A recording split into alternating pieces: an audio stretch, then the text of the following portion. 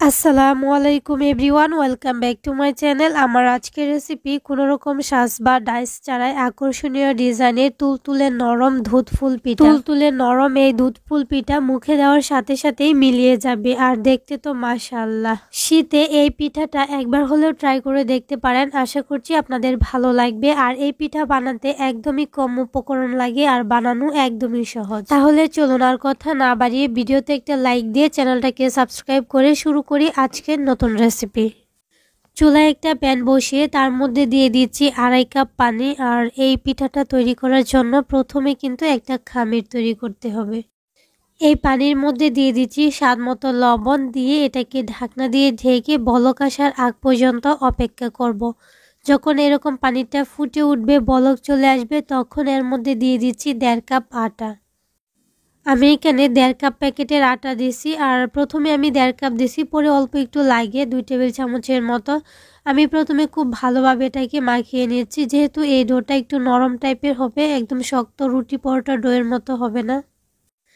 আর সাথে সাথেই কিন্তু খুব ভালো করে আমি এটাকে মাখিয়ে নিচ্ছি। তো মাখানো হয়ে গেছে, দেখেন একটু নরম টাইপের হবে। আর চুলার আঁচটা কিন্তু এই পর্যায়ে মিডিয়াম টু লোতে আছে। তো এখন এটাকে ঢাকনা দিয়ে ঢেকে রেখে দিব 10 মিনিটের জন্য। 10 মিনিট পরে এই ডোটা কতটা সফট হয়েছে আমি এটা একটু দেখিয়ে দিচ্ছি। হাতে নিয়ে যদি এরকমভাবে চাপ দেন আর হাতে যদি ডোটা না লেগে যায়, তখন বুঝবেন এটা হয়ে গেছে। আর এদিকে এটাকে আমি ঠান্ডা করে নিয়েছি একটা চড়ানো প্লেটে। আর এখন হচ্ছে একটা ডিম ভেঙে এটাকে ফেটিয়ে নিয়েছি। অর্ধেকটা ডিম দিয়ে আমি এটাকে ভালোভাবে মেখে নিচ্ছি, পরে আবারও দিয়ে দিব, কিন্তু একসাথে দিব না। যত বেশি ময়ান দিয়ে নেবেন ডোটা তত বেশি সুন্দর হবে। আর এই ডোটা কিন্তু একটু নরম টাইপেরই হবে। সবটা ডিম কিন্তু আমি অল্প অল্প করে দিয়ে দিছি। আর এখানে হচ্ছে অল্প অল্প ঘি মেখে নেবেন হাতে, তাহলে ডোটা কিন্তু আরও বেশি সফট হবে। তো মাখাতে মাখাতে কিন্তু একটা পর্যায়ে ডোটা অনেক বেশি সুন্দর হয়ে যায়, দেখে নিশ্চয়ই বুঝতে পারছেন। একদম তুলতুলে একটা নরম টাইপের ডো হয়, স্পঞ্জি টাইপের। এখন হচ্ছে হাতে অল্প একটু ঘি মেখে অল্প অল্প লেজে আমি সমান করে প্রথমে কেটে নিচ্ছি, যাতে করে সবগুলো পিঠা একই সাইজ হয়। এভাবে নিলে কাজটা সুবিধা হয়। তো আমি এগুলোকে একটা সাইডে রেখে দিচ্ছি। তারপর একটা বোর্ডে আমি একটা হচ্ছে লেজি নিয়ে আমি আর একটু ময়ান দিয়ে একটু লম্বাটে করে নিচ্ছি। এটা আসলে বলে বোঝানোর মতো কিছু নয়, আপনারা দেখে বুঝে নেবেন। আর এখানে একটা ফ্রেশ চিরুনি নিছি। আমি এই চিরুনিটা শুধু পিঠা বানানোর ক্ষেত্রে ইউজ করি।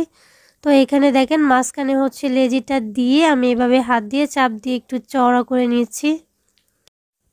খুব সুন্দরভাবে কিন্তু চওড়া করে নিচ্ছি, কিন্তু একদম পাতলা করা যাবে না। তারপর দেখেন আমি হচ্ছে একটা সাইডে কিন্তু পানি লাগিয়ে নিয়েছি। পানি লাগিয়ে নিলে এই পাশটা সিল যদি করি, তাহলে একদম খুব সুন্দরভাবে সিল হবে। আর ফ্রাই করার সময় কিন্তু এটা খুলে যাবে না। দেখেন আমি কিন্তু খুব সুন্দরভাবে এটাকে সিল করে দিচ্ছি। আর হাতে কিন্তু অল্প একটু তেল লাগিয়ে নিয়েছি, যেহেতু এই ডোটা অনেক বেশি নরম ছিল। এখন একটা পাশ থেকে এভাবে আলতো হাতে চাপ দিলেই কিন্তু পিঠাটা হয়ে যাবে। দেখেন চিরুনি থেকে কিন্তু পিঠাটা উঠে গেছে। এখন হচ্ছে দুইটা মাথা একসাথে জয়েন দিয়ে নিব, একটু পানি লাগিয়ে নিতে হবে অবশ্যই। হালকা হাতে এভাবে প্রেস করলেই কিন্তু এটা একসাথে সিল হয়ে যাবে। তো দেখেন খুব সুন্দর একটা পিঠা তৈরি হয়ে গেছে। আপনাদের বোঝার সুবিধার্থে আমি কিন্তু আরেকটা পিঠা তৈরি করে দেখাচ্ছি। আমি তো বলবো এই শীতে একবার হলেও এই পিঠাটা ট্রাই করে দেখতে পারেন। একদমই কম উপকরণ বলতে পারেন, মাত্র 3টা উপকরণে আটা, চিনি আর হচ্ছে দুধ। তো দেখেন আমি সেমভাবেই কিন্তু এটাতেও পানি লাগিয়ে নিয়েছি। তারপর এটাকে সিল করে দিচ্ছি দুইটা পাশ একসাথে নিয়ে। এই কাজটা আলতো হাতে করবেন, আর এটা ইজিলি কিন্তু সিল হয়ে যায়, যেহেতু এই ডোটা অনেক বেশি নরম আর সফট আছে।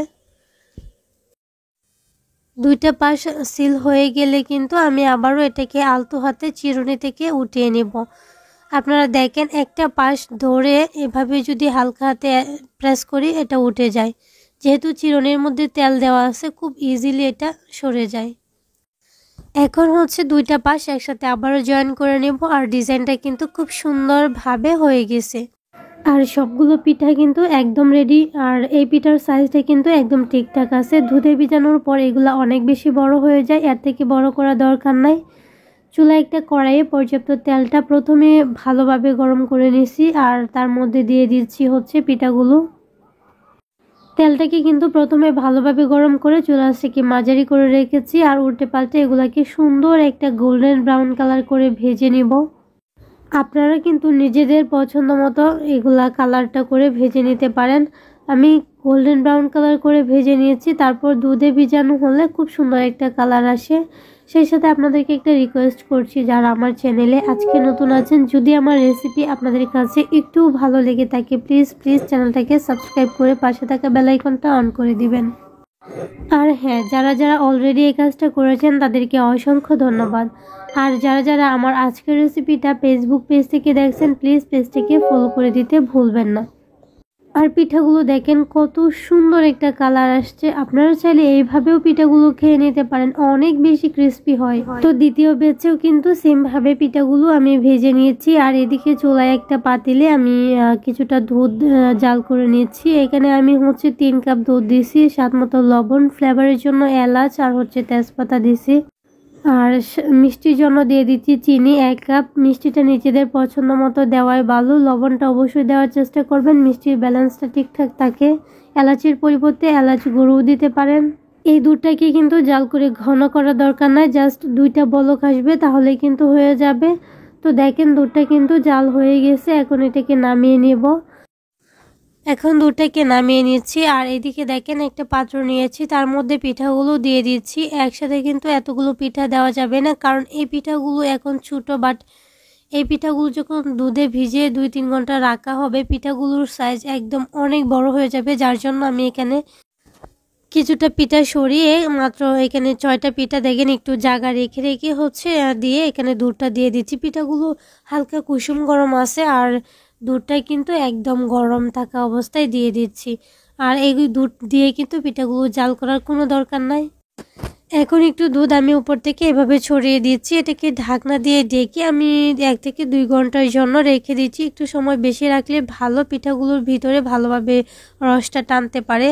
তো এখন দেখেন 2 ঘন্টা পরে আমি দেখিয়ে দিচ্ছি পিঠাগুলোর অবস্থা দেখেন কিরকম ছিল আর এখন কিরকম হয়েছে। খুব সুন্দর একটা কালার আসছে। সেই সাথে দেখেন একদম পাত্রটা কিন্তু ভরে গেছে। আর প্রথমে কিন্তু একদম ছোট ছিল আর মাঝখানে অনেকটা জায়গা ছিল।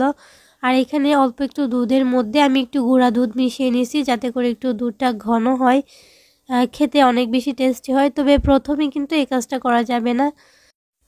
আর দেখেন পিঠাগুলো যেভাবে সেট হয়েছে মনে হচ্ছে একটা ফ্লাওয়ার, একদম জীবন্ত একটা ফ্লাওয়ার। আর চিরুনি দিয়ে যে ডিজাইনটা করেছি দেখেন, আর পিঠাগুলো একটাও কিন্তু ভাঙে নাই। যেমন নরম তুলতুলে হয়েছে ঠিক তেরকমই পিঠাগুলো কিন্তু একদম আস্ত রয়েছে। প্রত্যেকটা ডিজাইন কিন্তু দেখা যাচ্ছে একদম ভাঙে নাই। এত বেশি নরম সফট তুলতুলে হয়েছে, তারপরেও পিঠাটা কিন্তু ভাঙে নাই। আপনি ইজিলি এক পাত্র থেকে অন্য পাত্রে নিতে পারবেন, কোনো সমস্যা নাই। আর পিঠাটা তো দেখে নিশ্চয়ই বুঝতে পারছেন একদম তুলতুলে সফট হয়েছে, শক্ত নাই ভিতরে। আজকে আমি শীতে সবার প্রিয় একটা দুধ পাকন পিঠা বলতে পারেন বা দুধ ফুল পিঠা রেসিপি শেয়ার করেছি। আর এটা একদম কম উপকরণে খেতে কিন্তু মাশাআল্লাহ। আশা করছি এই শীতে একবার হলেও এই দুধ পাকন পিঠা বা দুধ ফুল পিঠা যাই বলেন ট্রাই করে দেখবেন, অনেক ভালো লাগবে। আজকের রেসিপি এই পর্যন্তই। সবাই ভালো থাকবেন, সুস্থ থাকবেন। আল্লাহ হাফেজ, আসসালামু আলাইকুম।